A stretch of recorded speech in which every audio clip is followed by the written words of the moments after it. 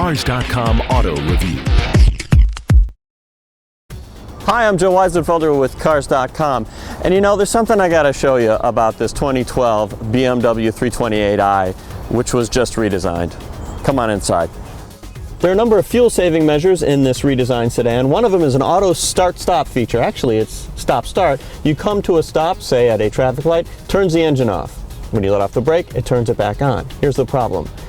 It is appallingly intrusive. Here we go.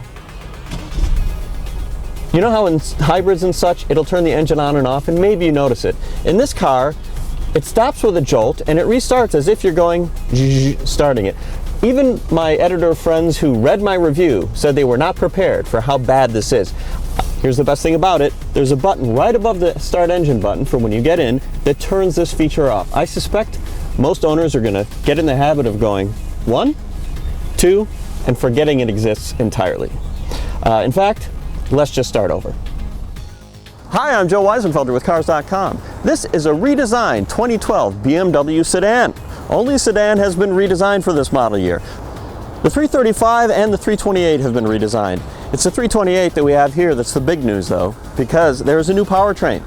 A direct injection, twin scroll turbocharged 2.0 liter 4-cylinder. That's right, a 4-cylinder instead of an inline 6. This one though has 10 horsepower more than the previous generation's 6 at 240 horsepower. It also has 60 pounds-feet more torque at 260. It does 0 to 60 in less than 6 seconds. More than ever, you just don't need a 335. The 328 will do it. Another big change is a new 8-speed automatic transmission replacing the 6-speed from the previous generation. Among other things, what it gives you is 23 miles per gallon city, 33 highway. Fortunately, you can also still get a manual transmission, a 6-speed that raises the highway fuel economy to 34 miles per gallon. As of the sedan's launch, the 328 comes in essentially 4 trim levels. There's the base, and then there's 3 lines: modern, luxury, and sport. And you can see what they are by looking at the sill plate here, which is actually strange because when your luxury car says luxury on it, that's a little bit lame. Now, there's not much difference in the hardware between the base, the luxury, and the modern. They all have the same suspension. The sport rides a little bit lower and is firmer. Now, in terms of driving, BMW has softened this thing up a bit. I think they've traded a little bit of body control for more road isolation. It is definitely comfortable. If you want to drive a little bit more aggressively, you might want to go with the sport trim level or trim line. Frankly, I think someone buying a BMW would put up with that suspension in any version, but they decided to go with it this way. Now, there are also changes on the inside and small ones on the outside among these different trim levels. Now, this being a modern trim line, it has some differences inside. They include beige colored gauge faces instead of black, and the most controversial element in the 3 Series redesign, and that is this raised grain wood trim, which I really like and most people hate. This is not an option aside from the trim level. If you don't like this stuff, you don't want to get the modern. Now, the other 2 optional trims, the luxury has conventional gloss wood trim, and the sport has real aluminum trim. Both of those look good. The interior quality is quite good across the board on these levels, and I noticed you even get some nice soft touch material all the way down on the doors all the way.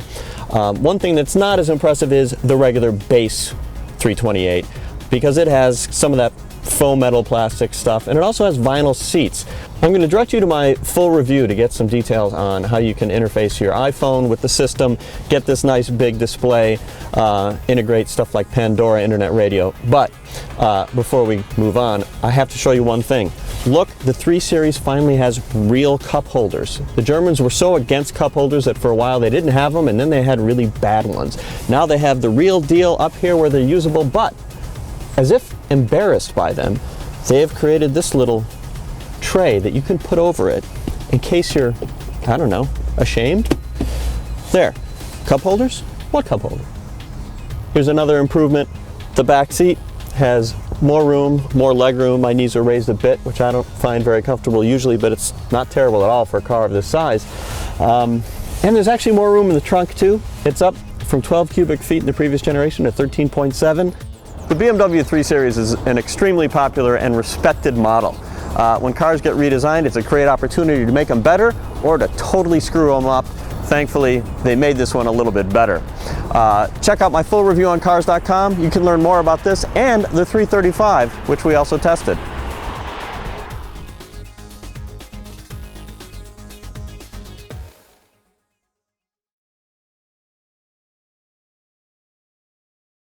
For more car-related news, go to Cars.com or our blog, kickingtires.net.